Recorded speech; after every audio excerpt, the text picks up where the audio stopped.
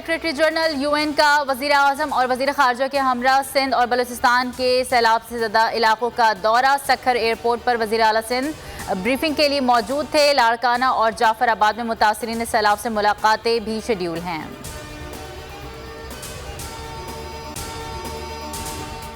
अगर आपको ये वीडियो पसंद आई तो लाइक पर क्लिक कीजिए।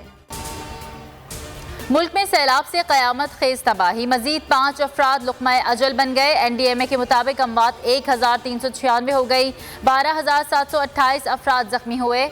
17,43,345 मकानात तबाह हुए। मुल्क भर में 3,30,46,329 अफराद बारिशों से मुतासिर हुए। बलूचिस्तान के सैलाब मुतासर इलाकों में मुसल्लह फ़ौज का रेस्क्यू एंड रिलीफ ऑपरेशन जारी। 24 घंटों के दौरान 19 रिलीफ कैंप्स में 886 अफराद को पका हुआ खाना फराहम किया गया।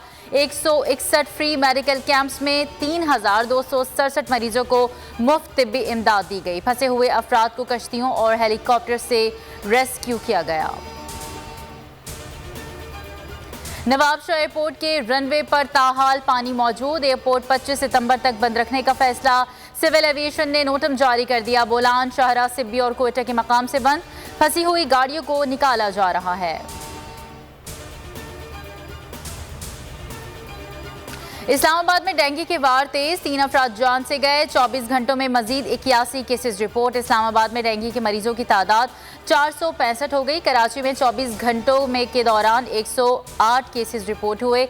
रवा माह कराची में डेंगू के 730 केसेस रिपोर्ट हो चुके हैं। से मिला बाप और बेटे को रिलीफ। एहतसाब अदालत ने शहबाज शरीफ और हमजा शहबाज के खिलाफ Ramzan sugar mills reference snap को वापस भिजवाने का तहरीरी हुक्म जारी कर दिया। अदालत ने मुतालिका फोरम पर केसेस मुंतकिल होने तक दोनों की हिफाजती जमानत भी मंजूर कर ली। रेफरेंस में शहबाज शरीफ और हमजा शहबाज पर 213 मिलियन रुपए का कौमी खजाने का नुकसान पहुंचाने का इल्जाम।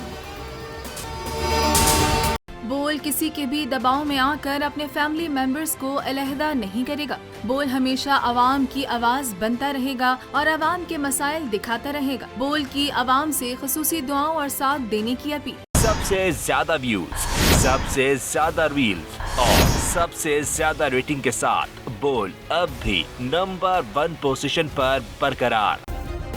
सब्सक्राइब करें और बेल दबाएं ताकि कोई खबर रह न जाए।